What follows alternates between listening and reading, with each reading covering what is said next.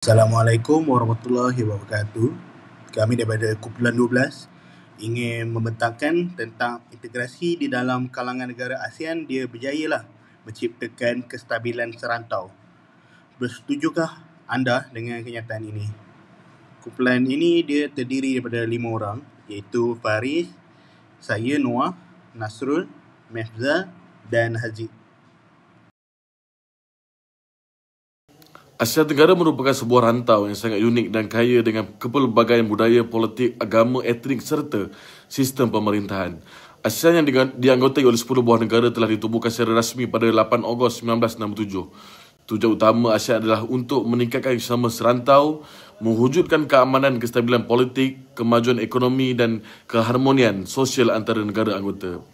Dari segi integrasi serantau, ASEAN berperanan untuk mengukuhkan hubungan politik, ekonomi, keselamatan dan budaya, membina komuniti kuat dan bersedia menghadapi cabaran global, serta mengamalkan prinsip musyawarah dan muafakat sebagai teras budaya politik bersama. Justru, ASEAN bukan sahaja menjadi simbol perpaduan serantau, malah juga satu entiti penting dalam memastikan kestabilan dan kemajuan berterusan di Asia Tenggara. Saya ingin berkongsi secara ringkas mengenai kejayaan, cabaran dan prospek ASEAN. Kejayaan ASEAN dapat dilihat melalui pembentukan 3 tiang utama, melalui komuniti politik, keselamatan, komuniti ekonomi dan komuniti sosial budaya. Selain itu, ASEAN turut berjaya memeterai perjanjian penting seperti AFTA, RCEP dan Dialog Keselamatan Manusia ARF. Namun begitu, ASEAN turut berdepan cabaran besar seperti ketidakseimbangan politik, ekonomi dan hak asasi manusia, ketegangan di Laut Cina Selatan dan krisis Myanmar, serta pengaruh kuasa besar seperti Amerika Syarikat dan China. Prospek masa depan ASEAN bergantung pada keupayaan untuk: pertama, menangani isu global seperti perubahan iklim, pandemik dan keselamatan cyber, serta beradaptasi dalam memastikan kestabilan dan kejayaan berterusan. Kesimpulannya, kejayaan ASEAN masa depan bergantung kepada kesepaduan, perpaduan, kebersamaan dan komitmen dalam menghadapi cabaran serantau dan global yang kian mencabar. Sekarang saya akan menerangkan tentang asal-usul penubuhan ASEAN ini. ASEAN dia ditubuhkan pada tahun 1967 pada 8 Ogos melalui Deklarasi Bangkok yang adalah tertera gambar di dalam slide ini. ASEAN ini dia ditubuhkan oleh 5 negara pengasas, iaitu Indonesia, Malaysia, Filipina, Singapura dan Thailand. Dulu sebelum ASEAN ditubuhkan, negara-negara ASEAN ini dia menerima pelbagai ancaman komunisme dan menerima pelbagai konflik serantauan. Dan oleh kerana ini mereka perlu mendapatkan barang-barang keperluan pada pasca penjajahan. Dan seperti kita tengok, negara-negara ASEAN ini mereka mempunyai sangatlah kurang dari segi platform serantau. Oleh itu, dengan mereka menubuhkan ASEAN dengan bantuan-bantuan negara-negara lain, mereka dapat mewujudkanlah keamanan dan mewujudkan juga kerjasama politik. Seterusnya kita tengok pula pada prinsip dan matlamat ASEAN. Antara prinsip-prinsip teras yang dapat kita lihat adalah ASEAN ini dia tidak mempunyai campur tangan dalam urusan negara anggota. Seterusnya ASEAN ini, negara-negara ASEAN ini, mereka jika ada apa-apa masalah, mereka membuat penyelesaian secara damai, dan keputusan mereka buat adalah berdasarkan konsensus. Seterusnya matlamat ASEAN. Matlamat ASEAN ini adalah untuk mewujudkanlah kerjasama ekonomi, sosial, budaya dan teknikal. Matlamat seterusnya, mereka akan memastikan keamanan dan kemajuan serantau ini dapat membangun dengan pesat. Dan akhir sekali, matlamat ini adalah membina sebuah identiti serantau Asia Tenggara. Seterusnya saya akan menerangkan juga tentang perluasan keanggotaan ASEAN. Seperti kita tahu, ASEAN dia mempunyai 5 negara pengasas. Jadi mereka tambah lagi 5 negara menjadi ahli dalam ASEAN, iaitu salah satunya adalah Brunei pada tahun 1984. Yang kedua, mereka tambah negara Vietnam pada tahun 1995.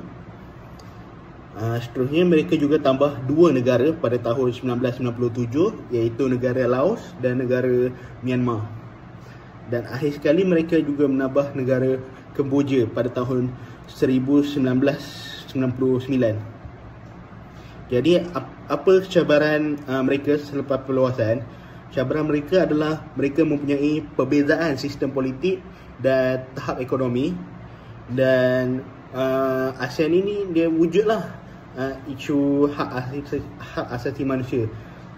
Contoh isu hak asasi manusia ni seperti yang kita tahu, Rohingya, dan isu pelarian mereka, yang boleh mengatakan perkara ini juga menjadi asbab lah Myanmar ini tergugat kedudukan mereka di dalam kalangan-kalangan negara ASEAN ini.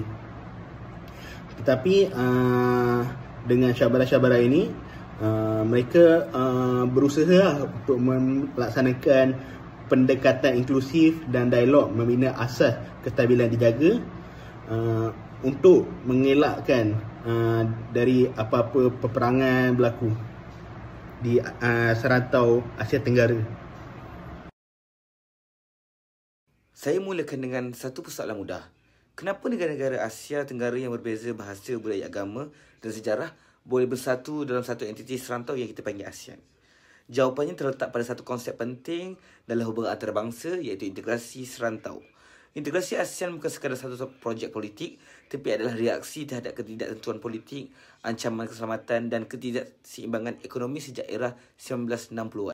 Pada tahun 1997, ASEAN ditubuhkan oleh 5 negara pengasas: Malaysia, Indonesia, Thailand, Filipina dan Singapura, dalam susunan dunia yang terbagi 2 oleh Perang Dingin.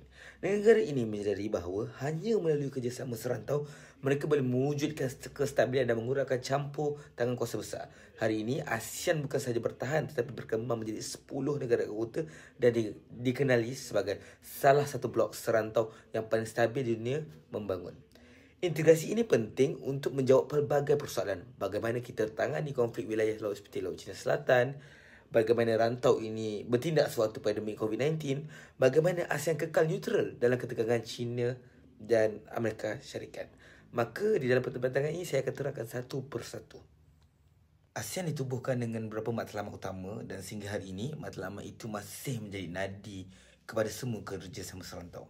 Matlamat pertama adalah menjamin keamanan dan kestabilan politik di Asia Tenggara. Kita kena ingat bahawa rantau ini pernah bergolak. Perang Vietnam, Konfederasi Indonesia-Malaysia, kebangkitan komunis dan banyak lagi perkara. ASEAN muncul sebagai platform diplomatik untuk elak konflik terbuka dan membina kepercayaan antara negara. Matlamat kedua adalah pengembangan ekonomi bersama. Melalui projek seperti AFTA, AEC, ASEAN berusaha membina pasaran serantau, mengurangkan tarif, melonggarkan aliran pelaburan dan meningkatkan jaringan perdagangan. Hari ini, kita lihat kawasan seperti IMF, TGT berjaya memajukan wilayah sepadan melalui kerjasama ekonomi lintas negara. Matlamat ketiga ialah pembinaan jati diri serantau. Walaupun kita berbeza dari segi budaya, bahasa dan juga agama, kita masih berkongsi banyak nilai bersama. Tolak ansur, kesederhanaan, hormat menghormati, program seperti bertukar pelajar, aktiviti sunabudaya dan kerjasama dalam pendidikan tinggi seperti ASEAN University Network membentuk rasa kekitaan dan kefahaman rentas sepadan, sejurus melahirkan rasa kebersamaan. Antara persoalan yang biasa ditanya adalah apa faedah sebenarnya integrasi ini kepada rakyat dan negara? Jawapannya mudah, banyak, dan ia sebagai penting dalam dunia global yang tak menentu hari ini. Penting sangat. Dari sudut ekonomi, integrasi membolehkan ASEAN menjadi salah satu kuasa perdagangan dunia. Pada tahun 2003, nilai perdagangan intra-ASEAN melebihi $800 bilion. Menunjukkan bahawa kerjasama ini bertukar bukan sekadar teori atas kertas, tapi realiti dalam pasaran. Pelaburan asing juga meningkatkan kerana pelabur melihat ASEAN sebagai kawasan yang stabil, berpotensi dan juga tersusun. Dari sudut keselamatan, ASEAN berfungsi sebagai ruang dialog. Contoh paling jelas ialah isu Laut Cina Selatan. Meskipun tidak semua negara bersetuju sepenuhnya, ASEAN berjaya hasilkan deklarasi tata kelakuan yang mengurangkan ketegangan. Begitu juga dengan krisis Myanmar. Walaupun ada perbezaan pandangan, ASEAN masih cuba ambil langkah konsensus tanpa mencetuskan konflik terbuka. Dalam cabaran global seperti pandemik, ASEAN tubuhkan ASEAN COVID-19 Response Fund dan rangka tindakan pemulihan komprehensif. Ini menunjukkan bahawa ASEAN tidak bergantung pada bantuan luar semata-mata, tetapi mampu bertindak secara kolektif dan berdaya tahan. Paling penting, integrasi ASEAN membantu membina kesedaran bahawa kita sebahagian daripada komuniti serantau yang saling berkait. Ini menjadi rakyat lebih terbuka, lebih bersedia untuk bekerjasama, bukan hanya dalam politik, tapi dalam pendidikan, budaya dan juga sosial. Tapi dalam apa-apa proses, integrasi mesti ada cabaran. Dan dalam konteks ASEAN, cabarannya bukan kecil, malah semakin kompleks. Cabaran pertama ialah jurang pembangunan antara negara anggota. Negara seperti Singapura dan Malaysia jauh ke depan dari segi infrastruktur dan digitalisasi. Macam kita tengoklah, sedangkan negara seperti Laos dan Myanmar masih dalam fasa asas bangunan. Ini menyukarkan pelaksanaan dasar serantau yang seragam. Contohnya dalam digital ekonomi ataupun green energy. Cabaran kedua adalah konflik wilayah dan tekanan kuasa besar. Isu Laut Cina Selatan contohnya meletakkan negara ASEAN dalam kedudukan sukar kerana China merupakan rakan dagang utama. Tapi dalam masa yang sama, beberapa negara ASEAN mempunyai tuntutan bertindih yang serius. Cabaran ketiga melibatkan nilai dan prinsip. Prinsip tidak campur tangan yang menjadi tunjang ASEAN kini dicabar, terutama dalam isu Myanmar selepas rampasan kuasa 2021. ASEAN terpaksa sekat kehadiran wakil tentera Myanmar tapi masih kekal dalam dilema sejauh mana ASEAN perlu berani campur tangan demi menjaga hak asasi dan demokrasi. Apabila cara keempat, dan ini sangat penting, ia kebantungan terhadap kuasa ekonomi luar. Jika terlalu bergantung pada pelaburan China, Jepun atau Amerika, ASEAN mungkin kehilangan autonomi dalam membuat keputusan. Jadi masa depan integrasi ASEAN bergantung pada keberanian politik negara anggota untuk memperoleh kerjasama, mengekalkan perpaduan dan membukukan suara kolektif ASEAN dalam pentas antarabangsa. Seterusnya saya akan membentangkan tentang cabaran integrasi ASEAN. Cabaran pertama ialah kepelbagaian sistem politik, di mana negara ASEAN terkenal dengan kepelbagaian sistem politik yang diamalkan, yang meliputi pemerintahan demokrasi, autokratik dan separa demokrasi. Dalam usaha untuk mencapai agenda integrasi ASEAN, ia memerlukan sebuah sistem pendemokrasian yang menjunjung tinggi hak kebebasan manusia, di mana proses pendemokrasian ini mungkin mendapat reaksi yang negatif daripada negara anggota yang mengamalkan pemerintahan bersifat autokratik, kerana negara-negara seperti ini mereka cenderung terhadap pemerintahan yang stabil dan kukuh bersih. Bukan itu sahaja, ideologi politik juga telah mempengaruhi bagaimana sistem politik sebuah negara itu terjadi, kerana ia akan menentukan dasar luar dan corak pemerintahan serta kestabilan sistem tersebut. Yang kedua ialah dasar tidak campur tangan. Antara teras utama ASEAN adalah dasar tidak campur tangan, yang bermaksud sebarang negara anggota dilarang untuk masuk campur secara langsung di dalam isu-isu politik dalaman negara anggotanya.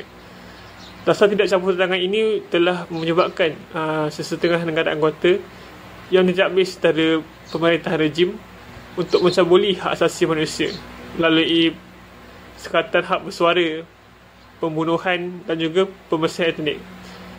Perkara ini dapat dilihat semasa konflik dan krisis pelarian Rohingya yang terjadi apabila kerajaan junta di Myanmar melaksanakan pembersihan etnik terhadap penduduk beretnik tersebut, dan negara-negara anggota ASEAN tidak dapat secara langsung untuk bertindak dalam menghentikan perkara tersebut. Yang ketiga ialah jurang ekonomi yang luas.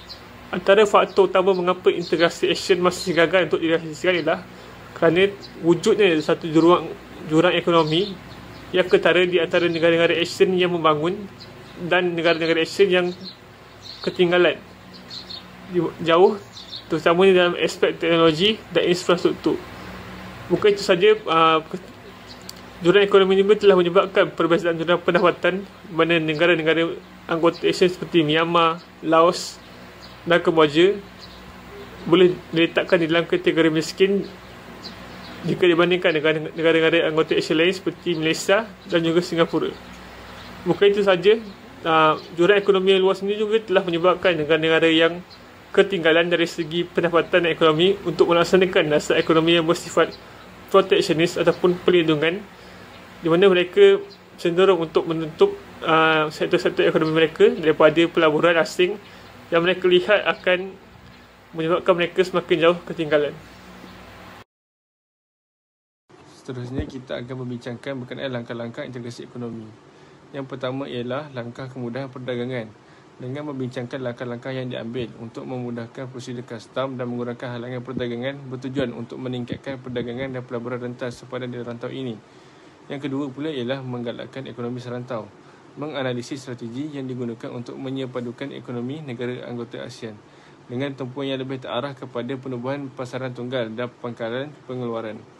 Yang ketiga pula ialah menangani halangan bukan tarif dengan mengkaji cabaran yang ditimbulkan oleh langkah bukan tarif seperti kuota, subsidi dan halangan teknikal kepada perdagangan dan penyelesaian yang berpotensi untuk memupuk pasaran yang lebih terbuka dan berdaya saing. Akhir sekali ialah memastikan pertumbuhan ekonomi dengan cara meneroka peranan kerjasama ekonomi dalam menggalakkan pembangunan mampan, perlindungan alam sekitar dan sambil mengimbangi pertumbuhan ekonomi dan kebajikan sosial. Seterusnya ialah kesan kerjasama ekonomi dalam ASEAN. Yang pertama ialah meningkatkan kerjasama negara anggota. ASEAN memudahkan dialog dan kerjasama di kalangan negara anggota untuk menangani konflik politik dan mengekalkan kestabilan serantau. Seterusnya memupuk persekitaran yang kondusif untuk pertumbuhan ekonomi. Yang kedua pula ialah keselamatan serantau. ASEAN telah berusaha untuk mewujudkan seni bina keselamatan serantau yang menggalakkan dialog, kerjasama dan pembinaan keyakinan di kalangan negara anggota serta dengan rakan kongsi luar. Yang ketiga pula ialah membina kepercayaan di kalangan negara anggota melalui mesyuarat tetap dan langkah membina keyakinan. ASEAN menggalakkan negara anggota untuk membina kepercayaan, mengurangkan kemungkinan ketegangan dan konflik politik. Dan akhir sekali ialah mekanisme penyelesaian konflik. ASEAN telah mewujudkan mekanisme untuk menyelesaikan pertikaian seperti Majlis Penyelarasan ASEAN yang membantu untuk mencegah peningkatan konflik dan menggalakkan penyelesaian secara aman. Sebagai kesimpulan, integrasi ASEAN telah berjaya membawa keamanan, kestabilan politik dan kemakmuran ekonomi di Asia Tenggara. Prinsip seperti konsensus, tidak campur tangan dan musyawarah menjadi asas kekuatannya. Program seperti FTA, AAC dan RCEP membantu meningkatkan perdagangan dan mengurangkan jurang pembangunan antara negara anggota. Namun begitu, ASEAN masih berdepan cabaran besar seperti perbezaan politik, ketegangan sepadan, krisis kemanusiaan seperti di Myanmar dan pengaruh kuasa besar luar.